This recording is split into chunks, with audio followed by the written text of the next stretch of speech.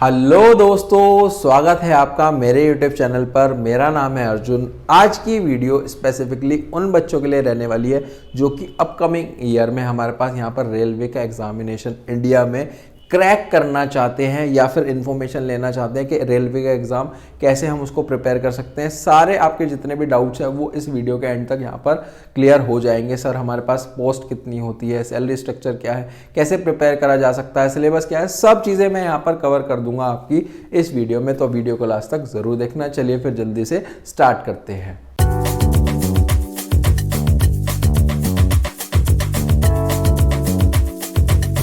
देखो, स्टार्ट करने से पहले सबसे पहले आपको ये पता हो कि जो हमारे इंडियन रेलवे है वो वर्ल्ड के अंदर सबसे ज़्यादा बिगेस्ट एम्प्लॉयर है हमारे पास, यानी कि सबसे ज़्यादा लोगों को हर साल यहाँ पर जॉब दी जाती है। तो आपके लिए काफ़ी सारी अपॉर्चुनिटीज़ है।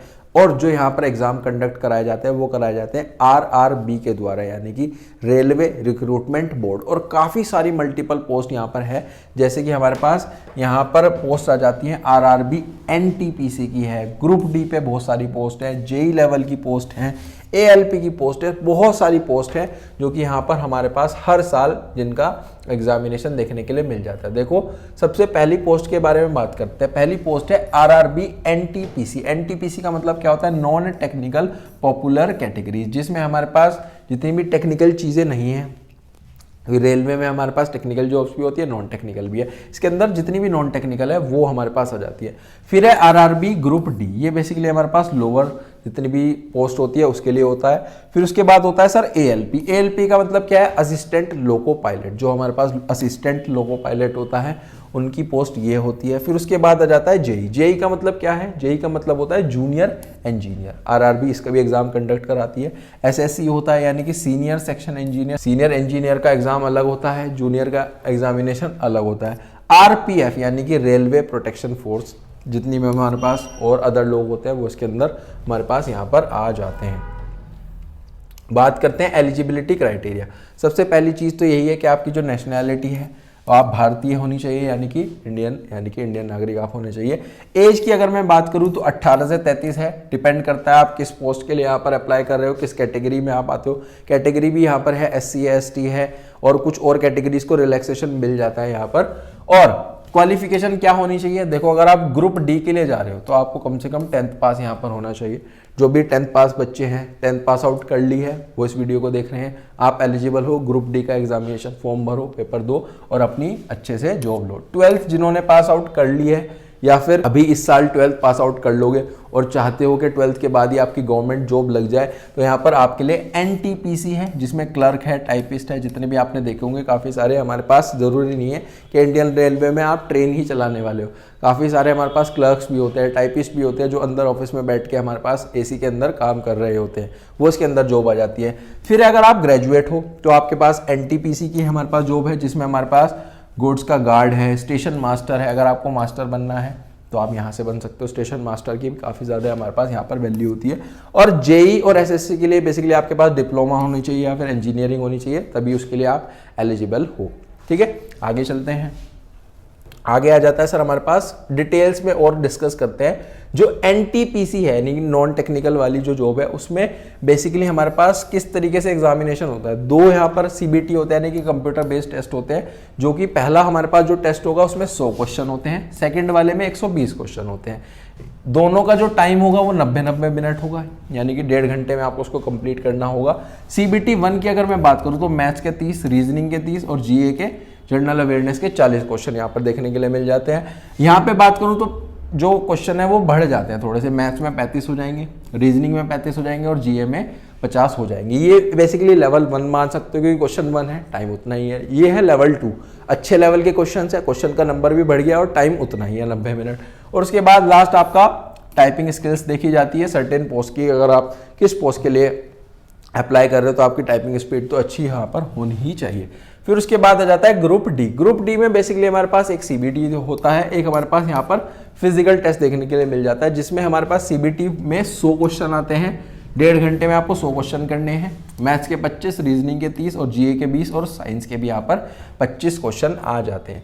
आरआरबी एएलपी की अगर मैं बात करूँ तो यहाँ पर हमारे पास 3 स्टेज होती है। सबसे पहली स्टेज में हमारे पास पहला सीबीटी है जिसमें 75 क्वेश्चन है, 60 मिनट, 1 घंटे में 75 आपको क्वेश्चन करने हैं, जिसमें मैथ्स के, रीजनिंग के, जनरल अवेयरनेस और साइंस है। सीबीटी 2 की अगर मैं बात करूं तो यहाँ पर हमारे पास 2 पार्ट होते हैं। पहले पार्ट में 100 क्वेश्चन, ठीक है जी, और दूसरे पार्ट में 75 क्वेश्चन। पहले पार्ट को सॉल्व करने के लिए आपको 90 मिनट का टाइम दिया जाएगा, दूसरे पार्ट को सॉल्व करने के लिए आपको 60 मिनट का टाइम दिया जाएगा, जिसमें ट्रेड टेस्ट आ जाता है, ठीक है जी। फिर एक CBAT होता है, यानी कि कंप्यूटर बेस्ड एप्टीट्यूड टेस्ट होता है लोको पायलट के लिए। अगर आप लोको पायलट जा रहे हो इसके अंदर, आरआरबी एएलपी के अंदर, तो हमारे पास यहाँ पर होता है, असिस्टेंट में नहीं होती है चीज, ठीक है। आगे चलते हैं। आगे है सर हमारे पास यहाँ पर जेई। अगर आप जेई बनना चाहते हो बेटा तो हमारे पास यहाँ पर 2 पेपर होंगे।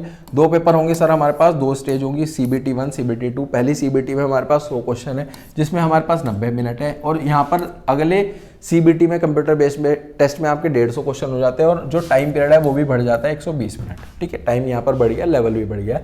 सब्जेक्ट पहले CBT में मैथ्स, रीजनिंग, जीए और साइंस, यहाँ पर है जनरल स्टडीज प्लस टेक्निकल, क्योंकि हमारे पास यहाँ पर जेई का काम टेक्निकल होता है। फिर है RPF कांस्टेबल, SI, जो हमारे पास यहाँ पर पुलिस में, रेलवे पुलिस में होता है ना, उसके अंदर आ जाता है हमारे पास यहाँ पर 120 क्वेश्चन है, जनरल अवेयरनेस के 50 है, अर्थमेटिक के 35 है और रीजनिंग के 35 है। 90 मिनट आपको मिलेंगे, और फिर आपका डॉक्यूमेंट वेरिफिकेशन करा जाता है, फिर आप यहाँ पर जॉब लग जाती है। सब्जेक्ट्स और सिलेबस क्या है, देखो जो मैथ्स का सिलेबस है उसमें अर्थमेटिक है, अलजेब्रा है, ज्योमेट्री है, मेंसुरेशंस है, ये बेसिकली सिलेबस है। जर्नल इंटेलिजेंट और रीजनिंग हमारे पास आ जाती है, जिसमें पजल, सीरीज, कोडिंग, डिकोडिंग, देखो ये सब चीजें ऐसी हैं कि अगर आप किसी भी गवर्नमेंट के एग्जाम को प्रिपेयर कर रहे हो, लगभग 70 to 80% जो सिलेबस है वो सेम ही होता है। अगर आपको रीजनिंग करनी है जिसमें पजल्स है, कोडिंग है, डिकोडिंग है, तो सभी जगह पूछी जाती है। यहाँ पर बैच में अर्थमेटिक आएगा ही आएगा, अगर आप बैंकिंग में कर रहे हो वहां पर भी आती है सब चीजें। जनरल अवेयरनेस की बात करूँ तो हर एक गवर्नमेंट एग्जाम में आपसे करंट अफेयर से बेटा सवाल पूछा ही जाएगा। हिस्ट्री, पॉलिटिक्स, ज्योग्राफी, साइंस, ये सब चीजें हमारे पास वहां पर आ जाती है। वेटेज की अगर मैं बात करूं तो हमारे पास यहाँ पर जीए का ज्यादा वेटेज होता है, हमारे पास देश दुनिया में क्या चीजें चल रही है वो आपसे पूछी जाएंगी। फिर मैथ से फिर हमारे पास रीजनिंग हो जाता है, ये बेसिकली हमारे पास इसका पैटर्न रहता है। आगे चलते हैं सर, सबसे मेन चीज सैलरी बताओ कितनी होती है। सैलरी और पर्क्स क्या मिलते हैं, देखो अगर आप NTPC की हमारे पास यहाँ पर करते हो, जिसमें हमारे पास स्टेशन मास्टर है, तो उसकी 35,000 से लेके 45,000 पर मंथ होती है। ये बेसिकली बेसिक है, स्टार्टिंग सैलरी आगे बढ़ती है जैसे जैसे आप काम करते रहोगे, एक्सपीरियंस बढ़ेगा, आपकी धीरे धीरे उसी तरीके से यहाँ पर ग्रोथ देखने के लिए मिल जाती है। ALP असिस्टेंट लोको पायलट की जो हमारे पास सैलरी होती है 25,000 से 35,000 के बीच में होती है। जेई की जो हमारी सैलरी होती है वो 35,000 से 40,000 के बीच में होती है। और पर्क्स क्या मिलेंगे, DA, HRA, हाउस मिलता है आपको, हाउस का रेंट मिलता है, ट्रांसपोर्टेशन मिलता है, मेडिकल मिलती है, पेंशन मिलती है, बहुत सारी चीज़ें यहाँ पर, बहुत सारे बेनिफिट्स यहाँ पर आपको देखने के लिए मिल जाते हैं, ठीक है।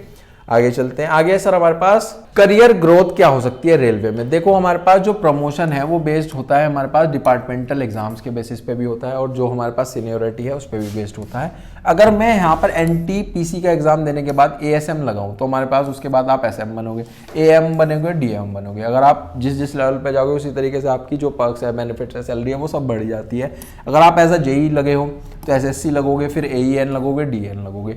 ये बेसिकली हमारे पास सबसे हाई लेवल की पोस्ट होती है। और जो अपॉर्चुनिटीज हैं ग्रुप A वालों के लिए वो हमारे पास यहाँ पर डिपार्टमेंटल के कुछ UPSC के एग्जाम्स भी होते हैं, आप पढ़ते रहो, वो चीज़ें क्लियर करते रहो। दिन में आप जॉब करो, रात को थोड़ा सा टाइम निकाल के पढ़ो, क्योंकि आपने पहले भी गवर्नमेंट का एग्जाम निकाला है तो सारी चीज़ें आपको पहले से अच्छे से पता होंगी अगर आप इन पोस्ट को ले लोगे, है ना। फिर आपके लिए आगे थोड़ा सा प्रिपेयर करना यहाँ पर आसान हो जाता है। आगे चलते हैं सर, प्रिपरेशन की टिप्स क्या हो सकती है, रिसोर्सेज हम क्या इस्तेमाल कर सकते हैं।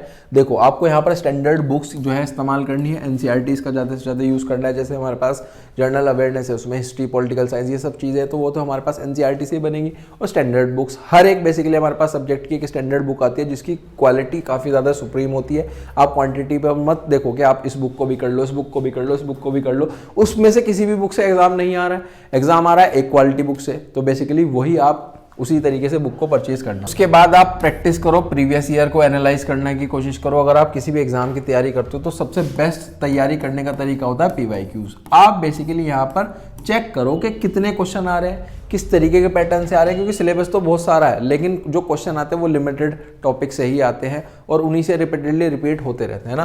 फिर उसके बाद आपको जो है मॉक टेस्ट यहाँ पर रेगुलरली बेसिस पे लगाने हैं सिलेबस कंप्लीट करने के बाद, क्योंकि यहाँ पर टाइम लिमिट होती है, टाइम में हमें पेपर सोल्व करना होता है। अपडेटेड रहना है क्योंकि करंट अफेयर से काफ़ी सारे सवाल पूछे जाते हैं और काफ़ी सारे हमारे पास ऑनलाइन ऐप्स भी हैं, जैसे ये ग्रेड बुक हो गई, हमारे ग्रेड अप हो गई, टेक्स्ट बुक हो गई, ये आपकी हेल्प भी करते हैं, काफ़ी ज़्यादा मदद करते हैं, बच्चों की ऑनलाइन कंटेंट प्रोवाइड कराते हैं, ये सब चीज़ें हैं। और यहाँ पर कंप्लीट एक ओवरव्यू कंप्लीट हो जाता है रिगार्डिंग रेलवे एग्जामिनेशन हमारे पास इंडिया में। आई होप आपको काफ़ी अच्छे से समझ में आया होगा।